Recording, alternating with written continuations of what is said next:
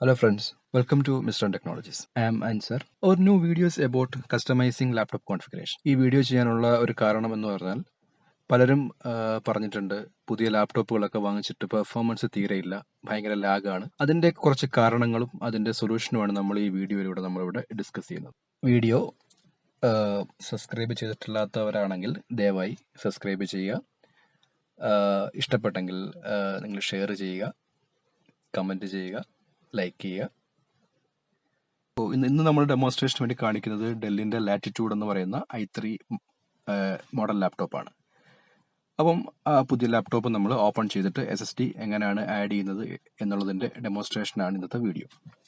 ലാപ്ടോപ്പിൻ്റെ പെർഫോമൻസിൻ്റെ കുറവുമായിട്ട് ബന്ധപ്പെട്ട് നിരവധി കാരണങ്ങൾ നമുക്ക് പറയാമെങ്കിലും ഏകദേശം 2-3 കാരണങ്ങൾ അതിനകത്ത് ഏറ്റവും ഇമ്പോർട്ടൻ്റ് ആണ്. ഒന്നാമത്തത്, നമ്മൾ യൂസ് ചെയ്യുന്ന ലാപ്ടോപ്പിനകത്ത് ഹാർഡ് ഡിസ്കിൻ്റെ സ്പീഡ് വളരെ ഇമ്പോർട്ടൻ്റ് ആണ്. നോർമലി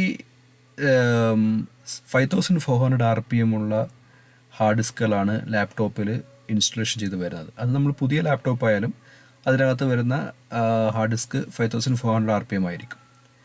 മറ്റ് ചില ഹയർ മോഡൽസിലാണ് 7200 RPMൻ്റെ ഹാർഡ് ഡിസ്ക് വരുന്നത്. അപ്പോൾ എന്താ സംഭവം എന്ന് വെച്ചാൽ, ഈ 5400 RPM ആകുമ്പോഴത്തേക്ക്, അതായത് RPM എന്ന് പറഞ്ഞാൽ റൊട്ടേഷൻ പെർ മിനിറ്റ് ആണ്, അത് കുറഞ്ഞു കഴിഞ്ഞാൽ നമ്മൾ റീഡ് റേറ്റ് സ്പീഡ് കുറവായിരിക്കും. അതാണ് സ്റ്റാർട്ടപ്പ് നമുക്ക് വളരെയേറെ ഡിലേ ആവുന്നത്. കാര്യം ഒരുപാട് സർവീസുകൾ സ്റ്റാർട്ടപ്പിൽ ലോഡ് ചെയ്യാനുണ്ട്. ഇതൊക്കെ ലോഡ് ചെയ്ത് വരുമ്പോഴത്തേക്ക് RPM കുറവാണെങ്കിൽ ഡിലേ ആവും. അതുപോലെ തന്നെ നമ്മുടെ മെമ്മറി റാമിൻ്റെ ഡെഫിഷ്യൻസി കൊണ്ടും സിസ്റ്റം സ്ലോ ആവും. നമ്മൾ ആഡ് ചെയ്യുന്ന സോഫ്റ്റ്വെയറുകളിനകത്ത് വരുന്ന മാൽവെയറുകൾ, ഇൻ്റർനെറ്റ് യൂസ് ചെയ്യുമ്പോൾ കയറുന്ന മറ്റ് അൺവാണ്ടഡ് ആയിട്ടുള്ള സോഫ്റ്റ്വെയർസുകൾ, വൈറസുകൾ, ഇതെല്ലാം ലാപ്ടോപ്പിൻ്റെ പെർഫോമൻസിന് സാരമായി ബാധിക്കുന്ന കാരണങ്ങളാണ്. ലാപ്ടോപ്പ് ഓപ്പൺ ചെയ്യുമ്പോൾ നാം ശ്രദ്ധിക്കേണ്ടുന്ന ഒരു കാര്യം, ഇതിൻ്റെ ബോഡിയുടെ ലോക്കുകൾ ഡാമേജ് ആകാതെ നോക്കുക എന്നുള്ളതാണ്. ബോഡിയുടെ ലോക്കുകൾ ഡാമേജ് ആകാതിരിക്കാൻ വേണ്ടിയിട്ട് പ്ലാസ്റ്റിക്കിൻ്റെ ടൂൾസ് ഉപയോഗിക്കുന്നതായിരിക്കും ബെറ്റർ. ലാപ്ടോപ്പ് ഓപ്പൺ ചെയ്യാനുള്ള കിറ്റുകൾ മാർക്കറ്റിൽ അവൈലബിൾ ആണ്. പരമാവധി സ്റ്റീൽ പോലെയുള്ള ടൂൾസുകൾ ഉപയോഗിക്കാതിരിക്കുക. വളരെ ജെൻറ്റിലായിട്ട് എല്ലാ സ്ക്രൂവും റിമൂവ് ചെയ്തതിന് ശേഷം വേണം ലാപ്ടോപ്പ് ഓപ്പൺ ചെയ്യാൻ. ഇല്ലെങ്കിൽ ഇതിൻ്റെ സ്ക്രൂ പോയിന്റുകൾ ഒടിഞ്ഞു പോകാനുള്ള സാധ്യതയുണ്ട്.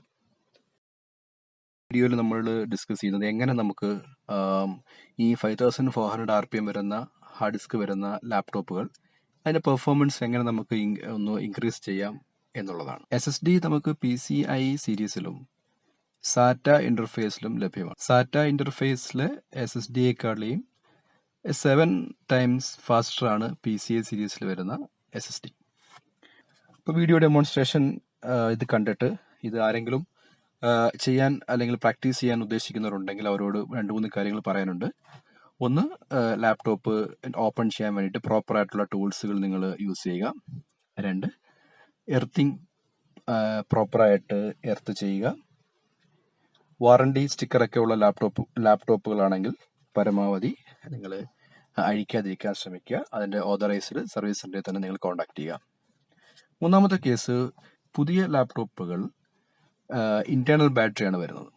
അപ്പോൾ ആ ഇൻറ്റേർണൽ ബാറ്ററിയുടെ കണക്ടർ റിമൂവ് ചെയ്തിട്ട് വേണം, അല്ലെങ്കിൽ ബാറ്ററി റിമൂവ് ചെയ്തിട്ട് വേണം ഈ പറയുന്ന SSD അല്ലെങ്കിൽ റാം പോലെയുള്ള നമുക്ക് കമ്പോണൻസ് നമ്മൾ ആഡ് ചെയ്യാനായിട്ടുള്ളത്. അതുപോലെ തന്നെ നമ്മൾ SSD ഇൻസ്റ്റലേഷൻ ചെയ്യുമ്പോൾ ശ്രദ്ധിക്കാനുള്ള കാര്യം എന്ന് വെച്ചാൽ, എപ്പോഴും നമ്മൾ ഒരു ഗ്ലൗസ് യൂസ് ചെയ്യുകയോ, നേരത്തെ പറഞ്ഞ പോലെ മസ്റ്റായിട്ട് നമ്മൾ എർത്ത് ചെയ്യുകയോ ചെയ്യണം. അല്ലെന്നുണ്ടെങ്കിൽ ഈ കമ്പോണൻസ് ഒക്കെ ഡാമേജ് ആയി പോകാനുള്ള സാധ്യത വളരെ കൂടുതലാണ്. ഓൾഡ് ലാപ്ടോപ്പുകളിൽ നമുക്ക് SSD ആഡ് ചെയ്യാൻ SATA ഇൻ്റർഫേസ് ഉപയോഗിക്കാവുന്നതാണ്. അതല്ലെന്നുണ്ടെങ്കിൽ നമുക്ക് PCI സ്ലോട്ടുകൾ അവൈലബിൾ ആയിട്ടുള്ള ലാപ്ടോപ്പുകളാണെങ്കിൽ SSD എനേബിൾമെൻറ്റ്, NVMe എനേബിൾമെൻറ്റ് അല്ലെങ്കിൽ M.NVMe ടൈപ്പ് SSD എനേബിൾമെൻറ്റ് കിറ്റുകൾ നമുക്ക് അവൈലബിൾ ആണ്. ഡെസ്ക്ടോപ്പുകളാണെന്നുണ്ടെങ്കിൽ നമുക്ക് PCI എക്സ്പ്രസ് സ്ലോട്ടുകളിൽ SSD എനേബിൾമെൻറ്റ് കിറ്റ് M.2ൻ്റെ തന്നെ NVMe SSD എനേബിൾ ചെയ്യാവുന്ന കിറ്റുകൾ അല്ലെങ്കിൽ കൺവേർട്ടറുകൾ മാർക്കറ്റിൽ അവൈലബിൾ ആണ്. ഇത് യൂസ് ചെയ്ത് നമുക്ക് ഡെസ്ക്ടോപ്പിൽ നമുക്ക് SSD ആഡ് ചെയ്യാവുന്നതാണ്. അപ്പോൾ നമുക്ക് ഇത് മൂന്നും നമുക്ക് സോൾവ് ചെയ്യാൻ പറ്റുന്നതാണ്. കാരണം ഹാർഡ് ഡിസ്കിന് എന്തെങ്കിലും പെർഫോമൻസ് കുറവുണ്ടെന്നുണ്ടെങ്കിൽ നമുക്ക് SSD വെച്ചിട്ട് നമുക്കത് സോൾവ് ചെയ്യാം.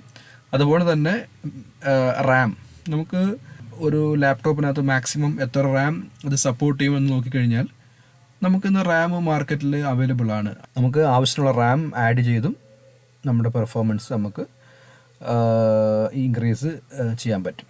SSD ആഡ് ചെയ്തതിന് ശേഷം നമ്മുടെ ഹാർഡ് ഡിസ്കിൽ കിടക്കുന്ന ഓപ്പറേറ്റിംഗ് സിസ്റ്റം SSDയിലേക്ക് മാറ്റണം.